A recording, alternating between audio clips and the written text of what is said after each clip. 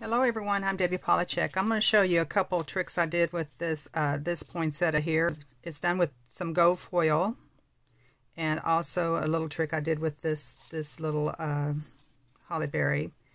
And I wanted it to so it would match my paper here, because I'm going to make a box and a lid from this. There's a link that's going to be at the end of this video, how to make the box. So be sure and stay tuned, and you can watch that, okay? Whisper white cardstock, and I'm going to cut a piece. My Stamparatus set up, laid all three of my stamps here. Some of my foil doesn't actually attach in different areas, because this is very pretty even without the foil. So I'm going to go ahead and use my cherry cobbler, and I'm going to eke up my poinsettias. And as you notice, I have black marks at the tip of each one of my poinsettias here.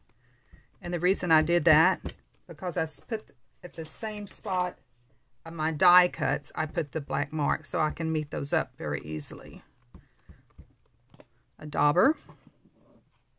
And I also have the Poppy Parade. The Poppy Parade is kind of a orangey red. It looks pretty. Now, if you want a more, the real red would work real nice. Even probably the pinks would be good. It all will give you a little different, but this does go with that paper pretty. And then I have the Mossy Meadow as well. Okay, so what I'm going to do is I'm going to start off with that cherry cobbler and just put it on the inside of my flower here. I want the darkest to be towards the inside. Okay, then I'm going to take my Poppy Parade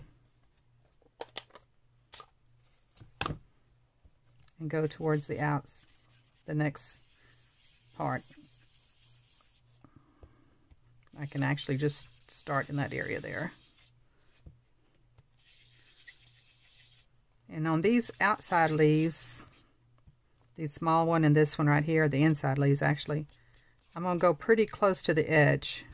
I'm leaving a little bit more of the edge showing here because poinsettias are always green on the outside edges, so I like to put a little bit of that to make it look more real. Let's see for sure that's one green. Now I'm going to go ahead and put that green, hit that on the outside edges. Particularly there, maybe even a little here.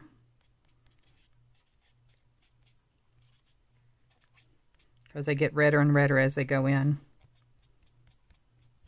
Okay. Just put a little bit there. Okay. Now, since I've got that done, I'm going to take my cardstock and put it back in my area here. And I'm going to emboss this. Sure, and take my powder and get that real powdery, because I don't want embossing just everywhere. I just want it on my lines here.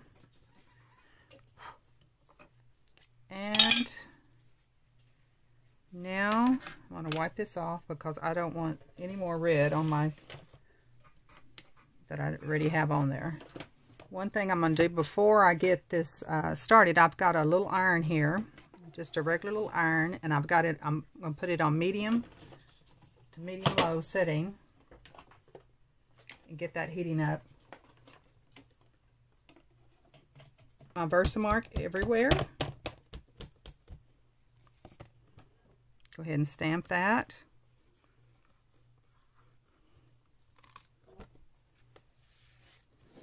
I'm going to use some clear embossing powder. Go ahead and emboss that. I'll go ahead and put my dies on my area, again towards the top.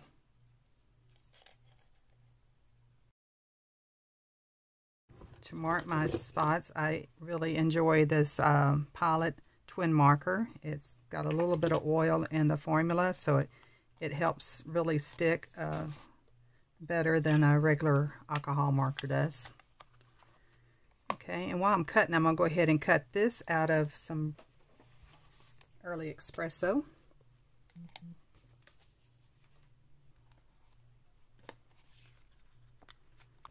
For these, I used Cracker Barrel bright red acrylic paint. Again, using the clear embossing. I'll be using the clear embossing on top of this. So what I'll do is just go ahead and dot in each one of these circles. And how big you make it is up to you.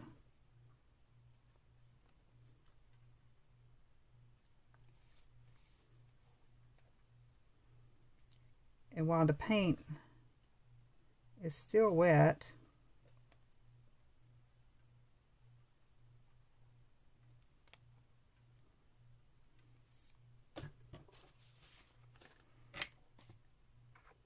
I will sprinkle in embossing powder and just let that sit for just a second till I get the other one done.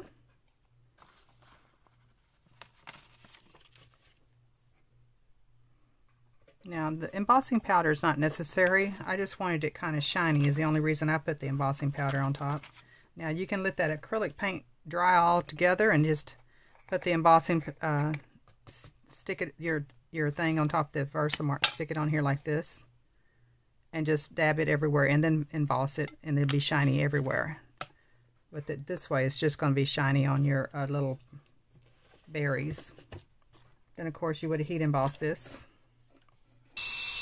Now the paint will kind of bubble up since it's still wet when you heat emboss it or get it hot.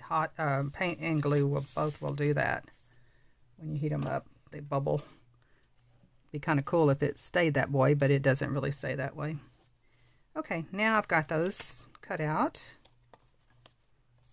And I've got my iron pretty warm. Okay, I'm going to take my gold foil and put these together here. And I'm going to take a sheet of just regular paper. You can even use my this paper. And I'm going to put the gold side up.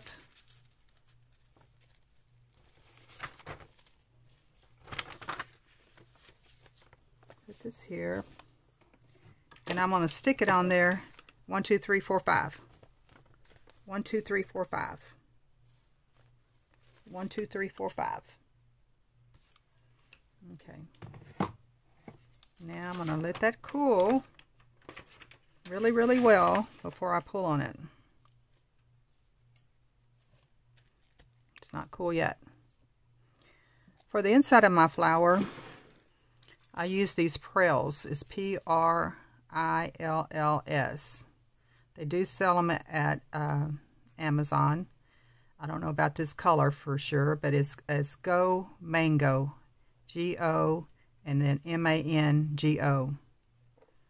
That's what I use for the inside, and I just put a nice little dab of our glue in the center, and then sprinkle those beads to the middle of it.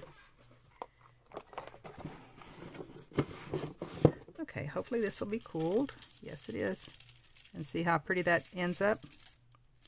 Now, you don't want to...